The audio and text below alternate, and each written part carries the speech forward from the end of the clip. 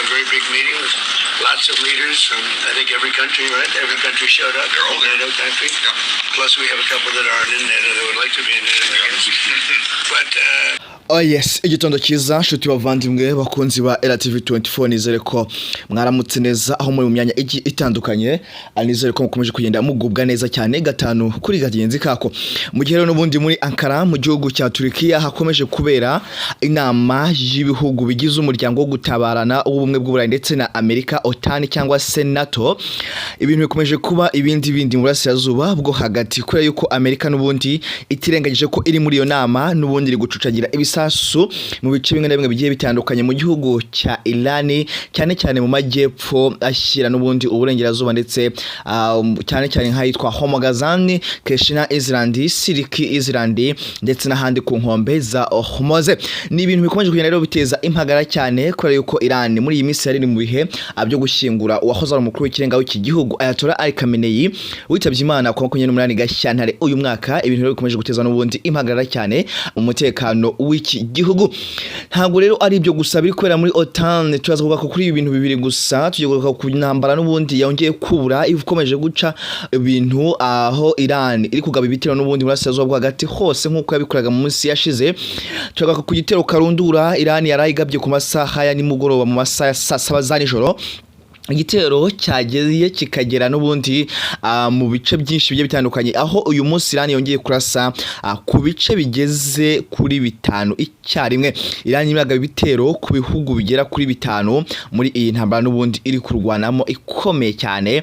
Ni ibintu ubona ko noneho byabaye ibindi kurasana muri Hormuz byongeye kwiyongera mu gihe n'ubundi nkuko mukesha ishami rya Centcom igisirikare cya Leta Zunze Ubumwe za Amerika gikorera muri Asia bwo hagati bavuga ko n'ubundi ibintu ari ibindi kandi koko ubuzima bwongeye kuba ibibazo.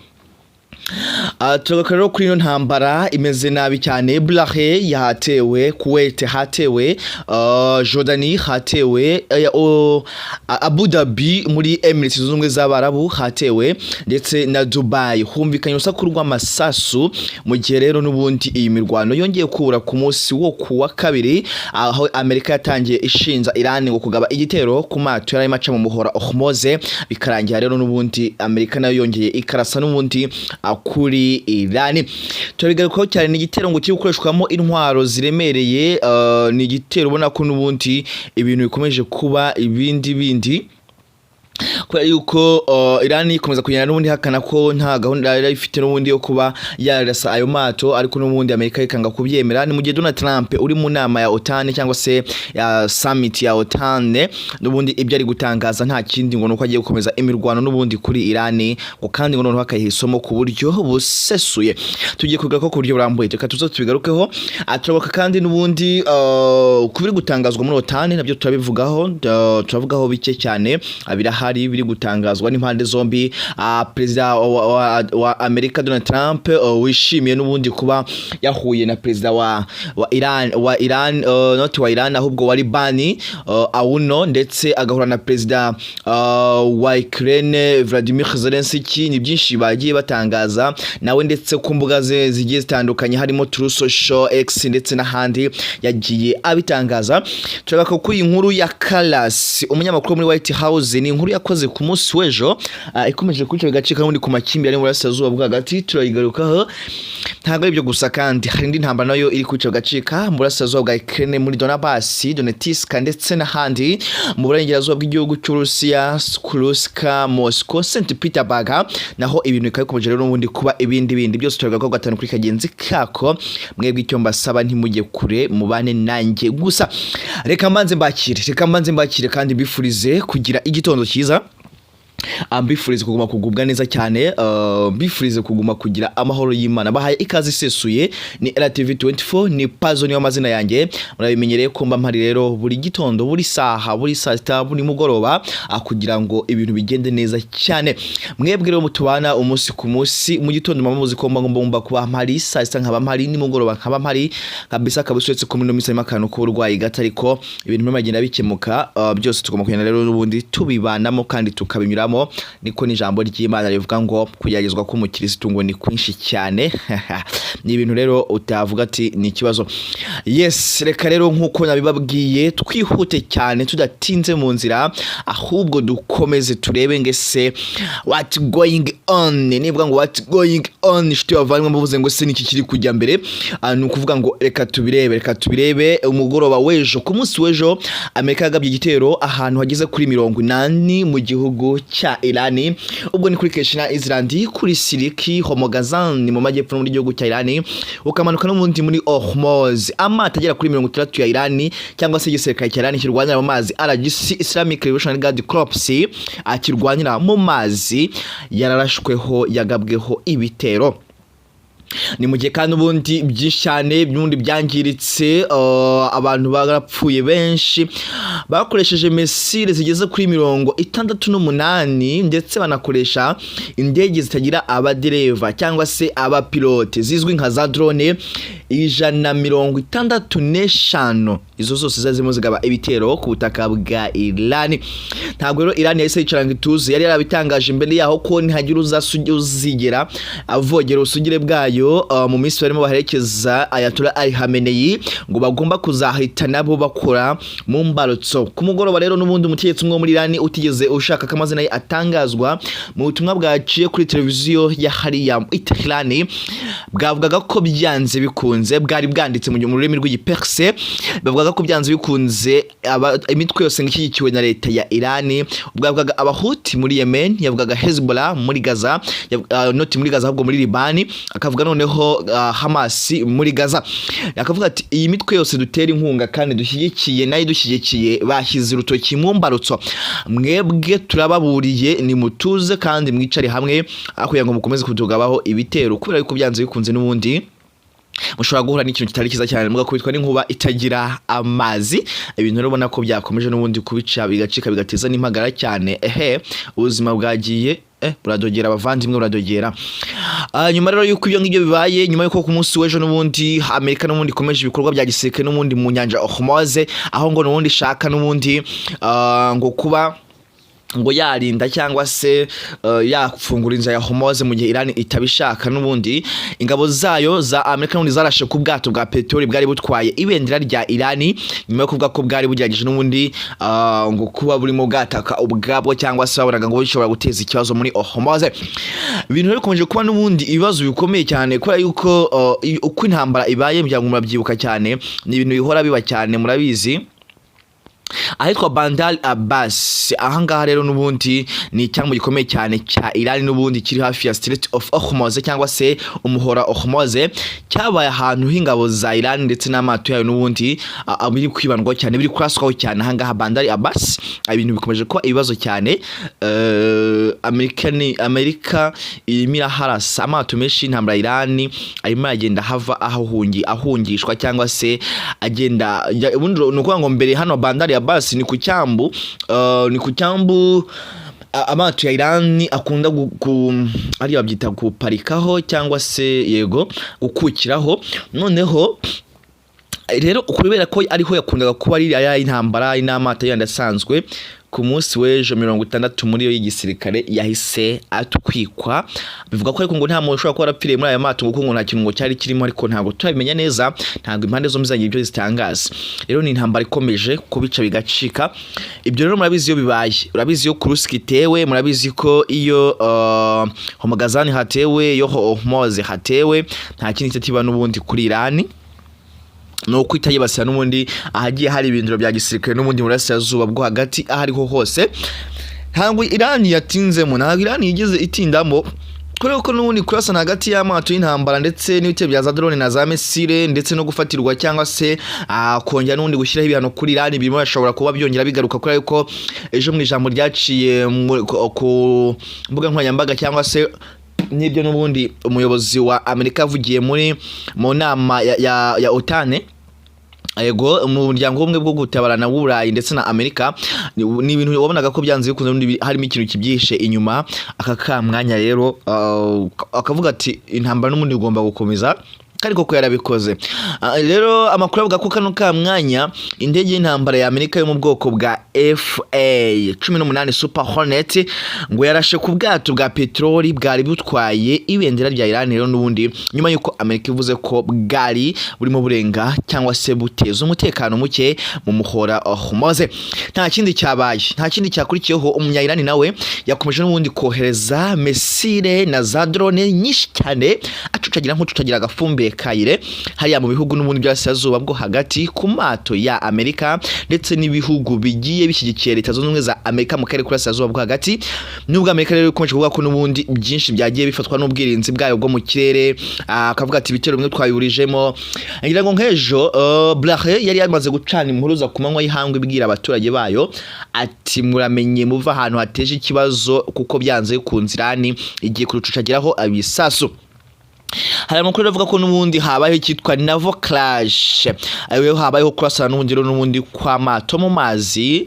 Hari kurasana n'ubundi hagati y'amato y'ingabo za Iran ndetse n'ingabo za Amerika n'ubundi hariya rero n'ubundi muri Hormuz ndetse no mu nyanja itukura. Mu nyanja itukura naho abahuti bameze nabi cyane, abahuti bameze nabi cyane. Intambara rero no kuvuga ngo mwebwe mube hafi gusa, ubundi amakuru yo ni tayari intambara yongeye yagarutse. Rwa ngo sinzi ahubwo turaza kuba hehe, musenge abasenga abwo abadasenga namwe sinzi kibatunze, ariko Nyagasani mwese ajya abaha kuguma kugubwa neza cyane.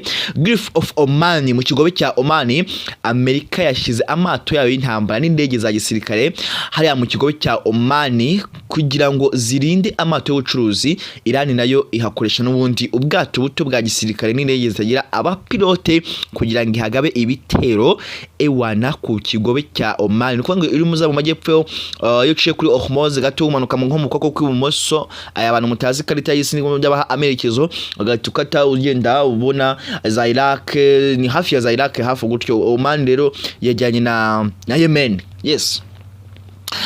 Mu kigo cya Oman rero hariya n'umundi muri Perse mbicesheje n'ubundi amakuru ndi guhabwa n'abanyamakuru bagiye batandukanye bari mu burasirazuba bwo hagati, bambwira bati mwana wa mama aho ngaho uri rwose iturize, ibintu byabaye bindi umuriro wabaye mwinshi mu burasirazuba bwo hagati.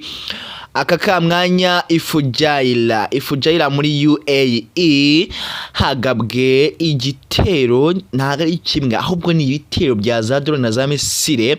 Iran irimo yashinzwe kohereza rero n'ubundi bino bitero, hari n'ibikorwa n'ubundi harimo hagaragara ko habaye gushya yego muri Ifujaira, ni muri Emirates Zunze Ubumwe z'Abarabu cyangwa se Leta Zunze Ubumwe z'Abarabu.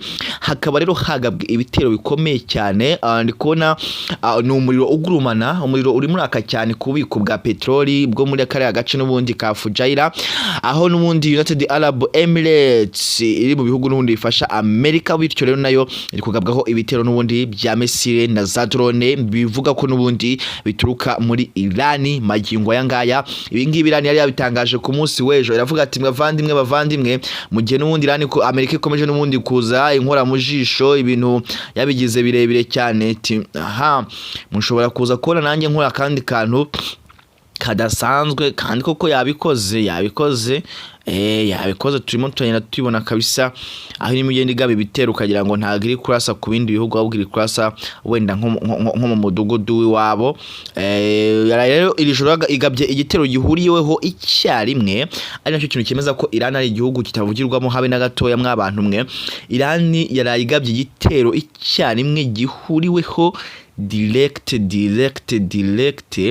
n'ubundi ku bihugu birimo Saudi Arabia cyangwa se ubwami bwa Arabia Saudite, ibihugu birimo igihugu cya UAE nkuko nabibabwiye. Yohanibu muri Saudi Arabia naho niho harashwe Blahe Airbus zaho nazo ziri kuraswaho. Kuwait Odette Airbus hongeye kuraswa. Muri kuri Qatar hari indege drone zigeze kuri 16 zari zihanyuze. Ubundi nimba hari ikintu cya mbere Iran ikungahayeho ni drone. Ni drone ikoresha none icucagira drone mu gihugu cy'abandi ukagira ngo nagafumbi irimo hohereza. Ni ibintu ubona ko rero bikomeje no guteza ikibazo gikomeye cyane. Ikibazo gikomeye cyane kabisa. sinzi amaherezo yabyo ariko ni ibintu bikomeje kugenda n'umuntu ubona ko birimo bigenda bibangama. Reka rero nkuko nababwiye twerekeze mu biganiro biri kubera Ankara muri Turkiya, ahari kubera inama ya NAF Atlantic Treaty Organization, akaba rero ari umuryango wa OTAN cyangwa se NATO.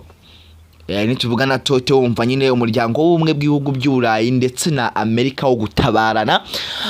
Ikaba rero ari inama Trump yatangaje amagambo akomeye ku munsi w'ejo, yise abanya-Iran abasazi, yise abanya-Iran n'abayobozi babo ibicucu, iburaburyo, ngo ntibatekereza, ngo ntibareba, ngo nta bwenge.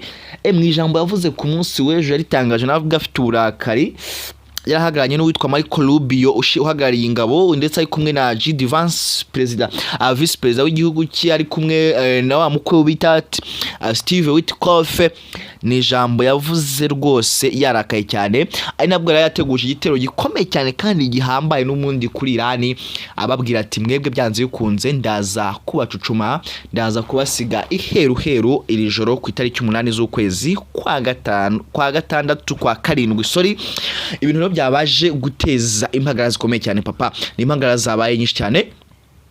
Uyu muryango rero wa OTAN nta bindi barimo bongera, baravuga ko nundi bagomba buri gihugu kizuye umuryango ngo bagomba kongera amafaranga bashoraga n'ubundi mu mutekano ndetse no kwirinda, bigamije n'ubundi ko bagomba kujya gukoresha byibura 5% by'umusaruro mbombe w'igihugu cyabo GDP. Iri ni ijambo ryo President Donald Trump yatangaje, avuga ati buri gihugu kigomba gutanga umutekano, ubufasha bwo mu mutekano byibura 5% by'umutungo wacyo cyangwa se by'umusaruro mbumbe w'icyo gihugu. Mwihangane bari bavuga mbumbe sumbaze. Ikindi bafashe umwanzuro no gukomeza gufasha Ukraine mu ntambara n'ubundi irwanyemo n'Uburusiya, kongera umutekano ku mpaka wa NATO, aho NATO hose igenda igera bakashyirayo abasirikare, ariko cyane cyane n'ubundi ku mupaka w'igihugu n'ubundi cy'Uburusiya ndetse n'ibihugu bikivifi biri mu muryango wa NATO, harimo nka Ukraine na harimo za Romania. Murabizi ko mu minsi ishize Romania yageze kugabwa n'igitero, rero bagashaka ko washyirwaho umupaka ukomeye cyane kugira ngo bino bihugu byombi kimwe kibe kure ikindi kibe kure ikindi, cyane cyane Urusiya babugiye kure, kuko Urusiya bwavuze ko OTAN na NATO nta kintu ngigomba kugihakora kandi ni NAF Atlantic Treaty Organization. Ikindi babuzeho no guteza imbere n'ubundi ngana zikora intwaro. Urumva ko nayindi gahunda bafite no kuturimbura bakatumaraho. Urumva ni bari mongera intwaro nyine, namwe rero murabe mwirinda kubyara, kuko urumva ni hatari cyangwa se nyine nukuza guhangana nabo. Icyanyuma banzuyeho ntago byinshi birajya hanze, no gukomeza igitutu ku Burusiya kugira ngo buhagarare cyangwa se buhagarike ibitero uri kugaba n'ubundi ku gihugu cya Ukraine. Ndabakunda cyane rero, ni TV 24 ni Pazo niyo mazina yanjye. Reka mbifurize kugira igitondo cyiza, ariko ntabwo nasoje ntabwe nti Uburusiya na Ukraine nabyo biri gucucagirana. Ukraine nijoro yaraye igiye mu Burusiya i Moscow St Petersburg, ihakora ikintu twakita agatendo, wagira ngo ari imikiri gitanyira bukwe kabisa. Ibintu byahabereye nagahoma munwa. Ejo bundi guhera kwa kugeza ku munsi w'ejo harimo apfa abanya Ukraine, ariko ijoro n'Abarusiya bongeye gupfa ari benshi cyane, nyuma y'uko n'undi amata ageze kuri 60 n'ubundi igihugu cy'Uburusiya atwara petrol ndetse n'ibikomoka kuri petrol y'amaza essence. Ayo mato yarashweho ndetse agatwikwa arimo byerekeza za Crimea. Ni ibintu bimaze kuba byinshi cyane ku mugezi wa Sami. Umugezi wa Sami ntago gitembamo amazi, ahubwo muri gutembamo amaraso ndetse n'urusaku n'ibiturika byinshi cyane. Ni ibintu bikomeje rero guteza impagarara. Yes, ndabakunda kandi murabizi ko mbifuriza ibyiza. Ni TV 24, ni Pazo niyo mazina yanjye. Abanyarwanda, Abaganda, Abarundi, Abakongomani, Abatanzania ndetse n'Abanyakenya, mwese mugire umunsi mwiza. Hanze Afrika iyo ngiyo yoriterwa inkingi ku isi itengerana, namwe rero bifurije kurama mwaframwe muhahe muronke Nyagasani aho mugisha imirimo y'intoki zanyu. Reka kandi twifuriza abanya-Iran kuza gushyingura Ayatollah Ali Khamenei, baramushyingura uyu munsi. Bagire rero ibyo twita nariya ni ibiro byiza, ni itabaro ryiza. Ntago mbizi ko babivuga mu buryo w'Abayisilamu, ariko Allah abafashe. Mugire umunsi mwiza mwaframwe, turabakunda. Ni Pazo niyo mazina yanjye, tuze gusubira mu masaha ari imbere. Ciao ciao.